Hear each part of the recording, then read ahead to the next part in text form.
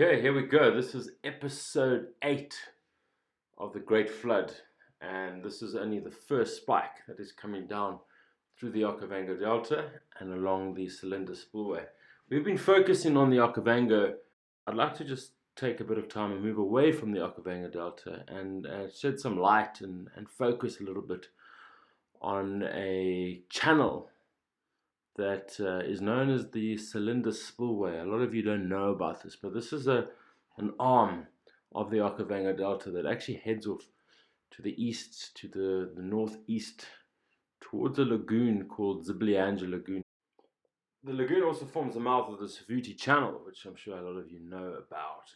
But if you look at these pictures, how they're changing, you can see that the Cylinder Spillway has been dry for most years, and then only since about 2009 the water then became permanent and it was flowing continuously until about 2016 we saw it slowly but surely start to dry up. But now, as of a few weeks ago, look what's happening. Yep, it's flowing again, and we estimated the journey to be about 5 kilometers per day, but obviously a lot of this depends on the depth of some of the lagoons, the gradient, as well as the vegetation. So I'm sure some days will go a lot faster, some days will go a lot slower. But if you look at these satellite images over the last few months, you'll actually realize that the spillway is filling up very fast, heading out to the east. And as I've mentioned, this was only the first spike of water. So the second spike, I would imagine, is probably slowly but surely starting to actually head down the spillway now. This water will eventually find its way to Ziblianja Lagoon, which is found at the mouth of the Savuti Channel. The water breaks through the fault line and forms a new channel called the Savuti Channel, which runs for about 100 kilometers and eventually empties out into the Savuti Marsh. Northern Botswana is wild.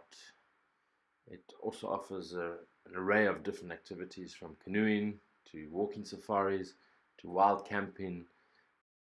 I can't wait to put the paddle in the water and continue down the spillway and ultimately finish up at a beautiful camp like this Cylinder Explorers, or paddle a little further towards Cylinder Camp or Zarafa.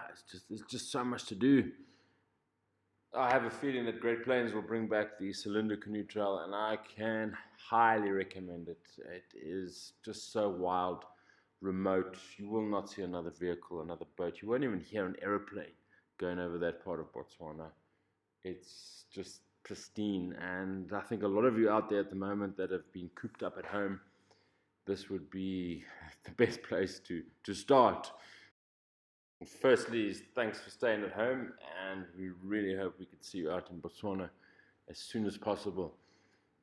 So by tomorrow we should have a new satellite image. The flood in the Okavango is rushing towards the buffalo fence.